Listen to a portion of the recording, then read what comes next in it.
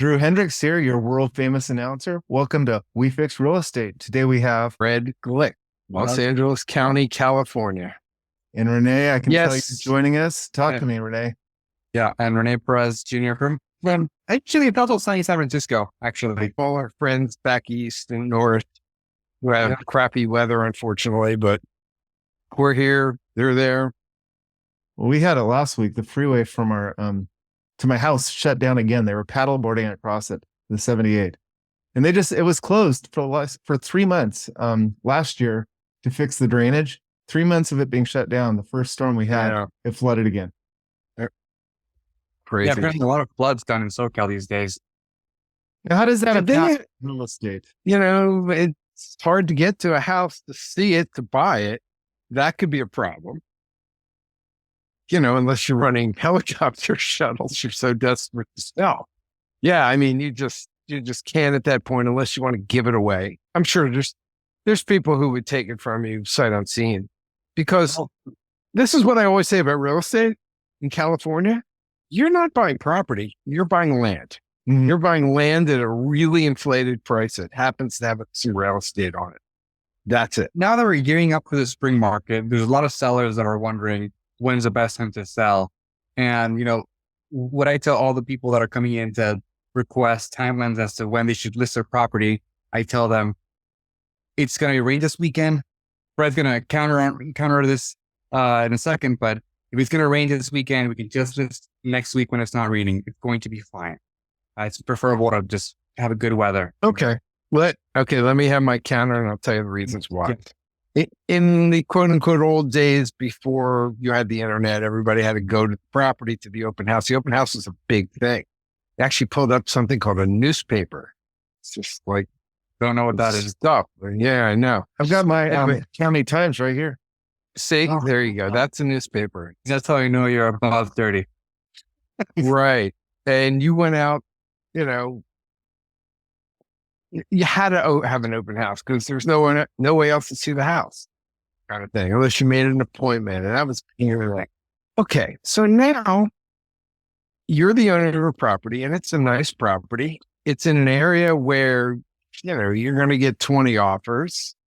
It's in a great school district.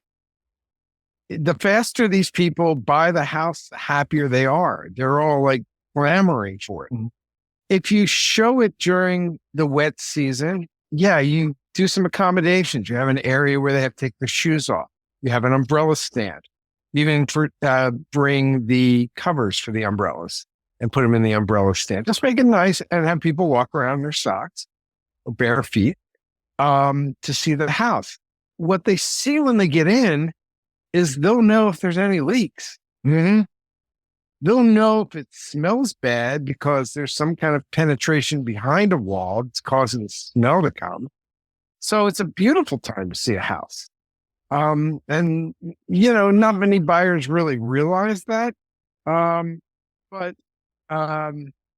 you as a buyer might and come out and then you don't have to worry about it and then see it again when it's nice out. Those are some ideas. I agree. For buyers to go in when it's raining, it's bad for sellers when they list.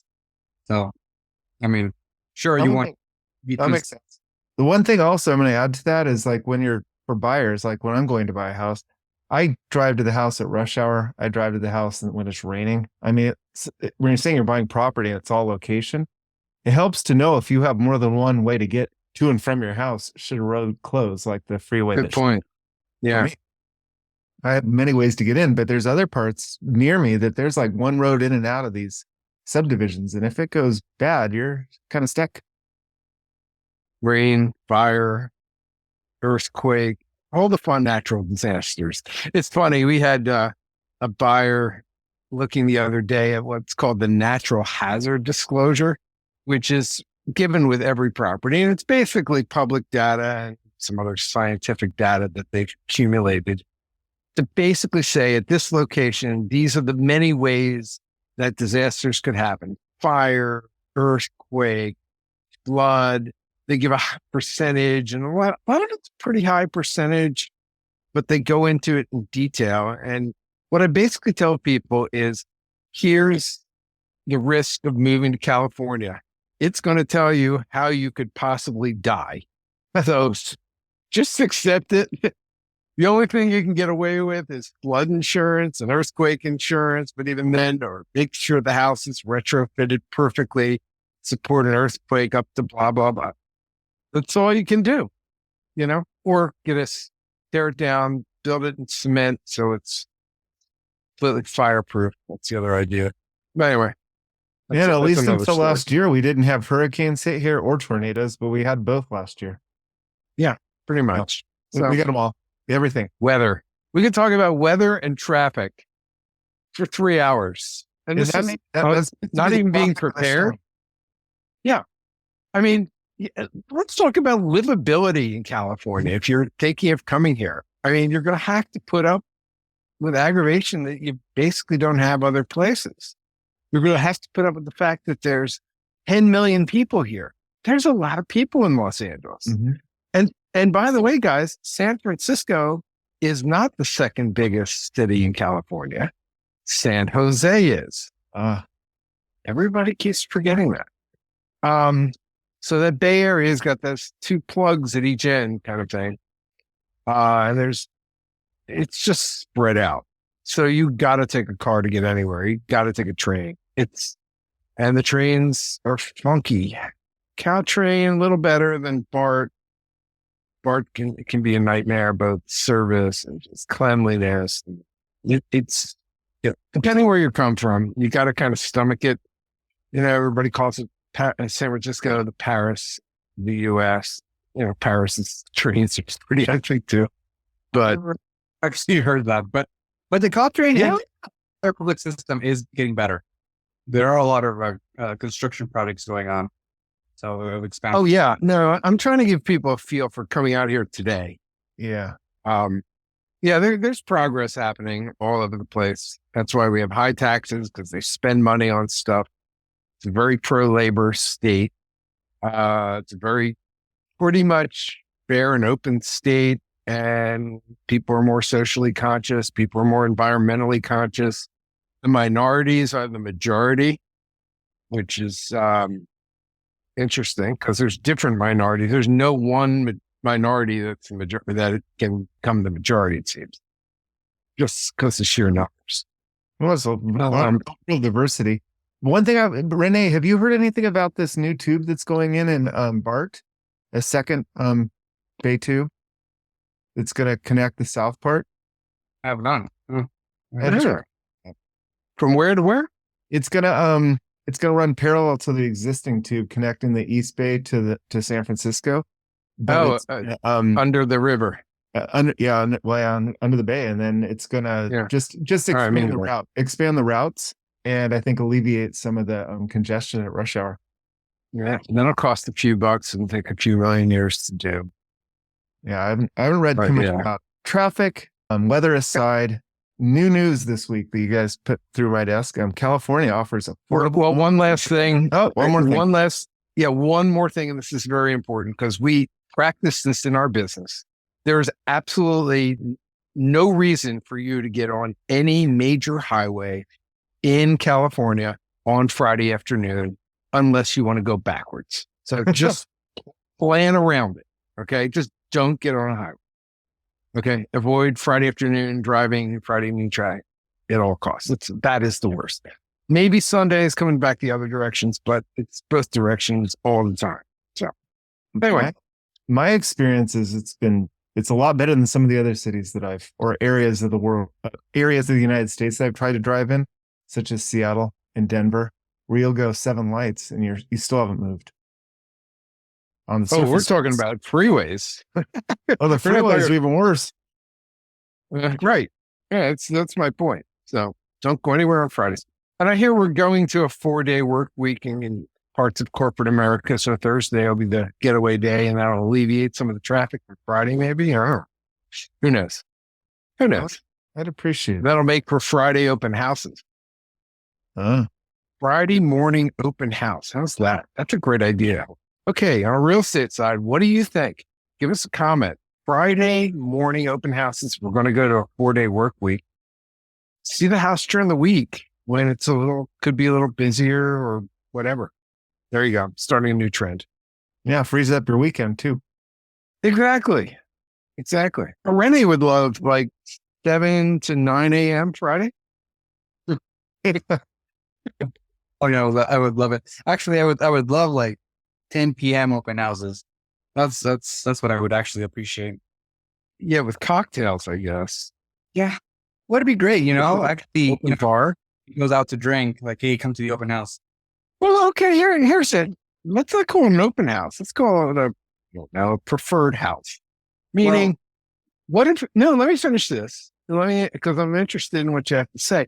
If you're fully underwritten, pre-approved, or you're paying cash, you can come to this special open house at 10 o'clock at night. And there's open bar, hors d'oeuvres, tour of the house. No, it's actually illegal. So if you want to host an event, Is it? you have to have a liquor license. That's why. Okay. That's why it has to be a private event. So you can't, publicize open for all kind of event of that sort. You're It's a hosting qualified event. I don't know.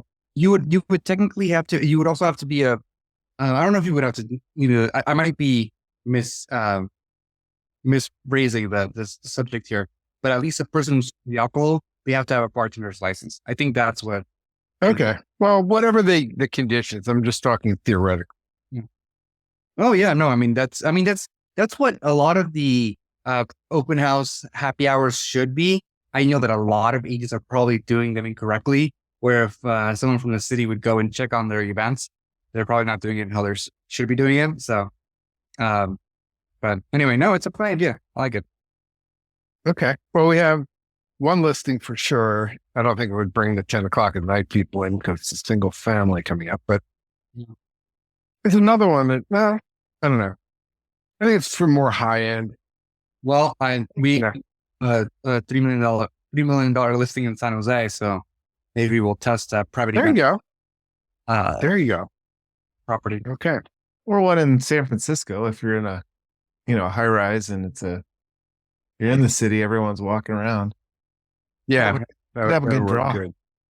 Especially if people are moving to the place to see the nightlife and to see the buzz of the city. Yeah. Okay. Good idea. Hey, a quick timeout, because usually in podcasts, everybody does commercials. So quick commercial about us. For listings, we don't just rebate. We actually do listings for a fixed fee. It's $15,750. That's it. But here's what we do.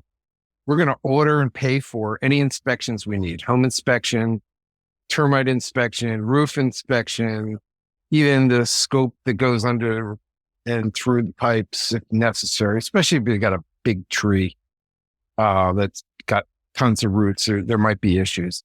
And this way, and we also get the forms for the seller disclosures, no matter what state, all done, order title. We just get everything and make everything completely transparent for a buyer to get up front so that you're not negotiating as a seller twice, meaning you come to under contract, but you're not doing inspections and you're letting them do inspections and everybody comes in with an inspection and then they come back to you and try to handle you for another $20,000. So you don't need this. This way, absolutely up front, everything is fully disclosed. We also do Matterport 3Ds. We do them with virtual staging and we love it. I think it's great. We also do regular photography and drone photography and we love it. It looks beautiful that way. We're going to write the descriptions in a really good method. Yes, we might use a little AI to clean it up, but we're trying to target people. So that's how we're trying to present ourselves, is the way a buyer would look at it. We make sure your house is clean. We pay for a cleaning right before we go to market. We want it smelling nice. We bring in the apple cinnamon pie and put it in the oven. I love that. All that kind of good stuff. We have the same open house times as everybody else in the neighborhood, so that doesn't upset people. We have René or I are going to be at the open houses because we don't take a ton of listings. We only take listings that we ourselves can concentrate on and work. and make sure they're right. So it's a little bit different. Oh, and the one last thing, the elephant in the room is the buyer broker fee, and it's 100% your choice. You could go from 0 to 2.5%, whatever you want to do. We'll have a complete discussion as to what's going on in the real estate world with commissions, because that's a big thing now. Happy to talk with you. And if any of this interests you and you want more details, go to arrivva.com/sellers. And that'll be up there. Okay. Commercial done. You're probably back from getting your snack. And Drew? What? Yeah, no, bring us back on course. Back on course, full service selling for a flat fee. No, the one thing, so as I was sitting here listening to that, I was thinking about this next segment. And I know we're going to talk about first-time home buyers. That California is offering affordable loans again for the first time. But on the right-hand side of this Los Angeles Times website, I see, and you mentioned this a couple months ago, Fred, Palm Springs cap short-term rentals. Now home prices are in a free fall. You want to give us an update on that? Right. Because this might be a good opportunity for someone that wants to relocate to Palm Springs, or even a first-time home buyer. Yeah. It might be accessible again. I keep seeing $300,000-$400,000 single family houses popping up on the market. I'm a lunatic. I have Redfin set for everywhere, all over. And so I get little hits, and I just casually look at it. I'll look at everything, but here's this new $350,000 house somewhere around the Palm Springs area. Yeah. So Palm Springs was always meant to become like a relaxation in retirement haven. The Springs, yeah. Exactly. And then, Airbnb came out, and it was a great idea in the beginning, right? Of everybody trying to just buy rental properties. It facilitated rental property management, right? It's in its essence. It made it easy for the day-to-day investor to just buy a property and rent it out without having to go through a, full, like, quote unquote, full service management company. But, it's creating headaches for people. Like, for example, in Palm Springs, it's creating headaches for people who actually just want to retire and they only have $500K in their accounts to purchase a house. So a lot of these cities, and it's going to continue to happen, they're going to ban short-term rentals, right? I think I mentioned it before. Palm Springs has it. Napa has it. You can't do below 30 days. I think it's below 40-day rentals and such. But it's going to be a sign that you can't just really short-term rent everything. And with that, it's going to create a space for retirees to go back to where they were hoping to afford a place in California, right? And it's still, only an hour and a half away from Los Angeles. So if you want to go on the weekend to go to the beach. Hey, you know what? It's only like a half an hour away from tips of Orange County, which have places to go shopping and all of that, restaurants. And there's restaurants everywhere. So it depends. Amazon delivers there. Fantastic restaurants. Absolutely. I'm going to say if you want a chain. Oh, yeah. Mix it up a bit. So, yeah. So what's happening in Palm Springs? There's been a lot of speculators that maybe are losing their shorts right now because they can't do their short-term rentals. It's a long-term play. It's a long-term play, but what advice would you give someone that may be wanting to speculate and purchase a rental property? Like, if you can stand the heat from this, and that's the other thing, you gotta understand it gets hot there in the summer, and you gotta have good air conditioning, unless you're really into it. So if you can deal with that, or you're not going to be around in the summer, maybe.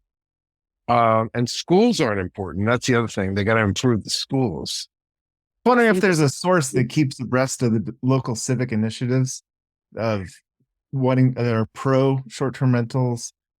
I am sure there's some kind of thing. I'm not involved in that industry. It might be the new business opportunity, having like a heat map of short-term rentals, and whether it's on and off, to get the data will be. Yeah, I don't know. Somebody's got the data somewhere. Airbnb's got the data. God, share. That's the problem. Here's a. You want to do something? Get a really good private school. If you got money, set up a private school in that area, and then people will come and buy houses. Okay. Hey, here's a place we can move. I get a house for $400,000. great. I don't have to pay $1.3 million to live here. My kids will go to a great school. Build it and the age shall come. That's why property values go up, because of school districts. Period, done, end of sentence. That's Okay. good. So schools rule. I'll give you one better. So have those, build a private school and then get a contract from a local university so that if the student has a general GPA, they can get to that university. College credit. Yeah. Okay. But I'm talking about building a school where these parents expect these kids to go to Harvard. But maybe UC. How about UC doing it? Well, like Come on. San Diego State, right, has that program. So they're partnered with a couple of schools. No, running an elementary school? I'm talking about run elementary through high school. Yeah, exactly. It has middle school and high school. So they have contracts with some high school and middle schools where if you get a 3.0 GPA and above, and you fulfill the requirements. Oh, yeah. No, I get that. I'm taking a step further. I'm telling them to branch out. They're in the school business. So make an elementary, junior, middle school, and a high school in Palm Springs. Private school, charge for it. They're in the school business.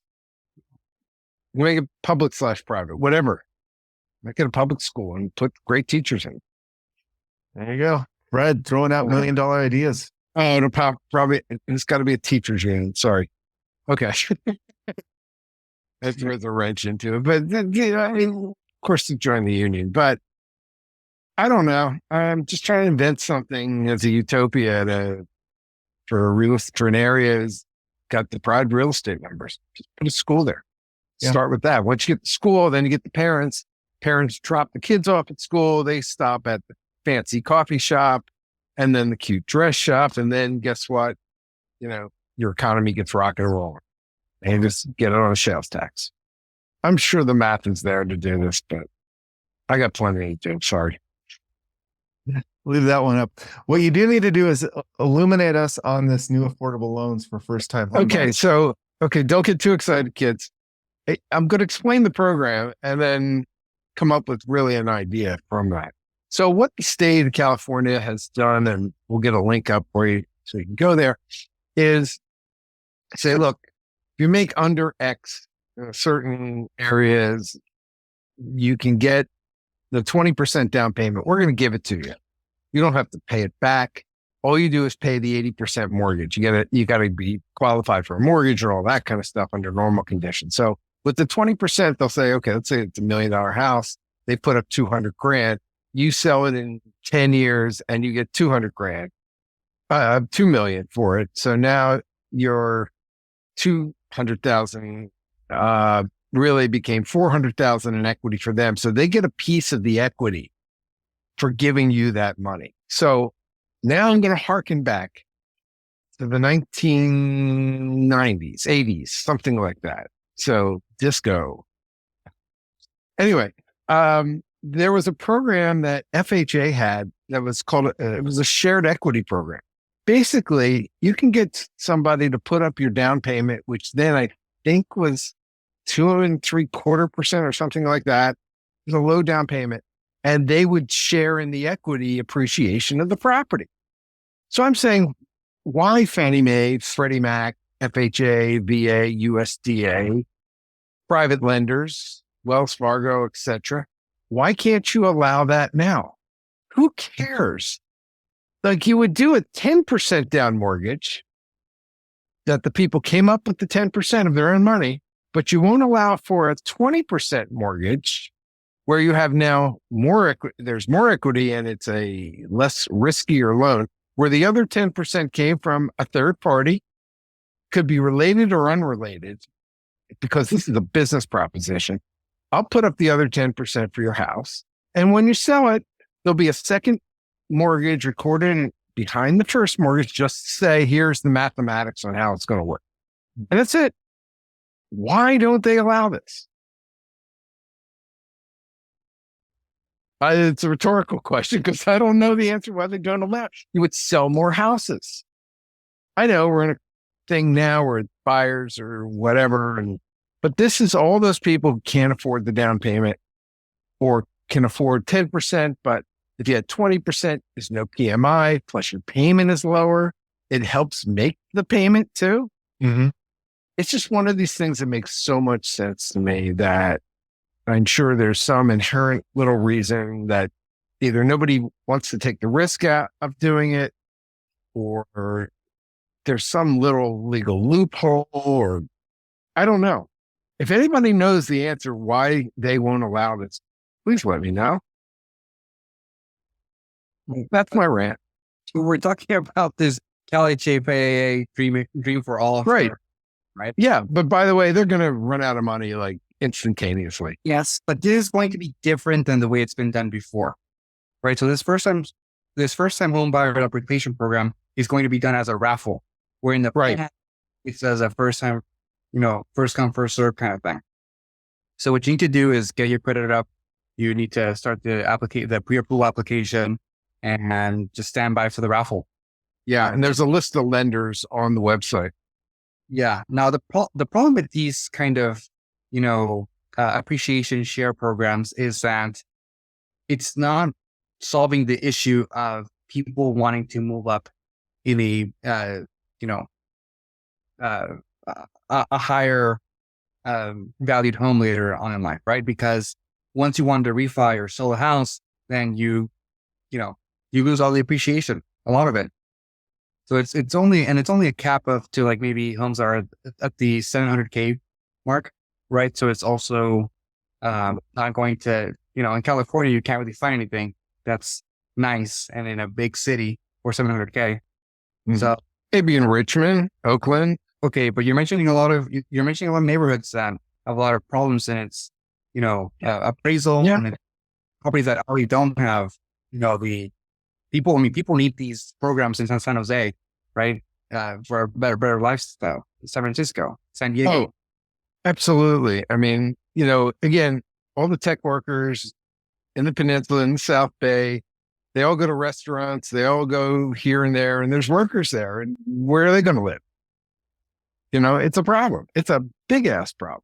But if you are a first time home buyer and, you don't have parents who have also owned, because one of the qualifications is that your parents also don't have any real estate.